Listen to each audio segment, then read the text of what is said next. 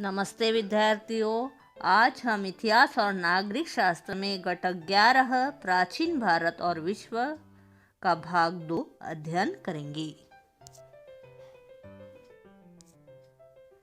इस घटक में भारत और पश्चिम देश, भारत और एशिया महाद्वीप के अन्य देश, इन दो प्रमुख मुद्दों का अध्ययन करेंगे। पहले भाग में हमने भारत और पश्चिम देश का अध्ययन किया। अब हम देखेंगे भारत और एशिया महाद्वीप के अन्य देश। एशिया के अनेक देशों पर प्राचीन भारतीय संस्कृति का विशेष रूप से प्रभाव पड़ा। श्रीलंका। बौद्ध धर्म का प्रसार करने के लिए सम्राट अशोक ने अपने बेटे महेंद्र तथा अपनी बेटी संघमित्रा को श्रीलंका भेजा था। इन दोनों के नामों का उल्लेख श्रीलंका के बौद्ध ग्रंथ महावंश में मिलता है।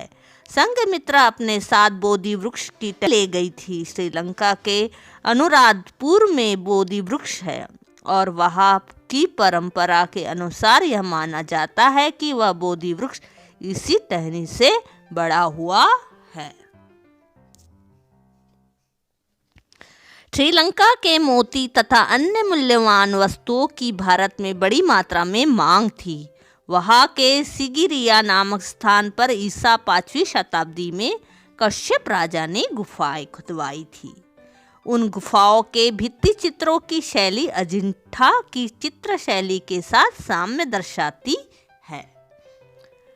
श्रीलंका के महावंश और दीपवंश ग्रंथ भारत और श्रीलंका के बीच के पारस्परिक संबंधों की जानकारी देते हैं।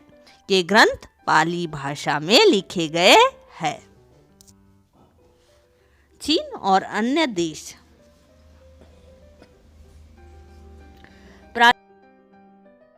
प्राचीन भारत से भारत और चीन के बीच व्यापारिक और सांस्कृतिक संबंध प्रस्थापित हुए थे। सम्राट हर्षवर्धन ने चीन के दरबार में अपना राजदूत भेजा था।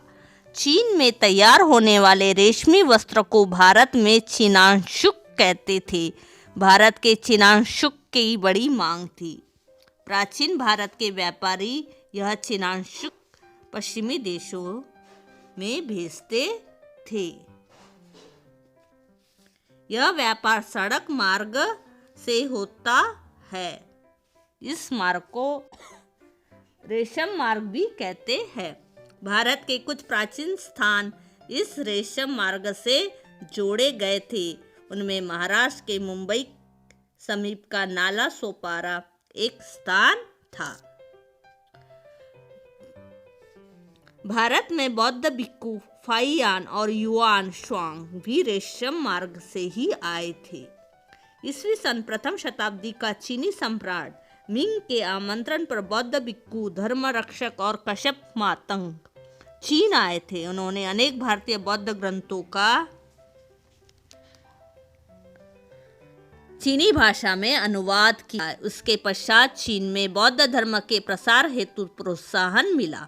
बौद्ध धर्म जापान, कोरिया और वियतनाम देशों में भी पहुंचा। दक्षिण पूर्व एशिया के देश। कंबोडिया देश के प्राचीन राज्य फुआन की स्थापना ईस्वी सन प्रथम शताब्दी में हुई। चीनी परंपरा के आधार पर यह जानकारी प्राप्त होती है कि फुनान की स्थापना कौंडिन्य नामक भारतीय ने की। फुनान के निवासियों को संस्कृत भाषा का ज्ञान था। उस कालखंड का एक उकेरा हुआ शिलालेख उपलब्ध है। यह शिलालेख संस्कृत में है। दक्षिण पूर्व एशिया के अन्य देशों में भी भारतीय वंश के लोगों के छोटे राज्य उदित हुए थे। इन राज्यों के कारण भारतीय संस्कृति का प्रसार दक्षिण पूर्व एशिया में होता रहा। दक्षिण पूर्व एशिया की कला और उसके सांस्कृतिक जीवन पर भारतीय संस्कृति का प्रभाव दिखाई देता है। इंडोनेशिया में आज भी रामायण और महाभारत की कथाओं पर आधारित नृत्य एवं नाट्य लोकप्रिय है। दक्षिण पूर्व एशियाई राज्यों में भारतीय संस्कृति का प्रभाव उत्तरोत्तर बढ़ता गया। प्राचीन समय में बौद्ध धर्म म्यांमार, थाईलैंड, इंडोनेशिया आदि देशों में पहुंच गया। कालांतर में शिव और विष्णु के मंदिरों का भी निर्माण हुआ। इस वर्ष हमने ईसा पूर्व 3000 से ईस्वी सन 8वीं शताब्दी तक के भारतीय इतिहास की जानकारी प्राप्त की। अगले वर्ष हम ईस्वी सन 9वीं शताब्दी से 18वीं शताब्दी तक के इतिहास का अध्ययन करेंगे। ईस्वी सन 9वीं शताब्दी से 18वीं शताब्दी के कालखंड के इतिहास को मध्ययुगीन इतिहास कहते हैं। धन्यवाद। लाइक, सब्सक्राइब और शेयर जरूर कीजिए।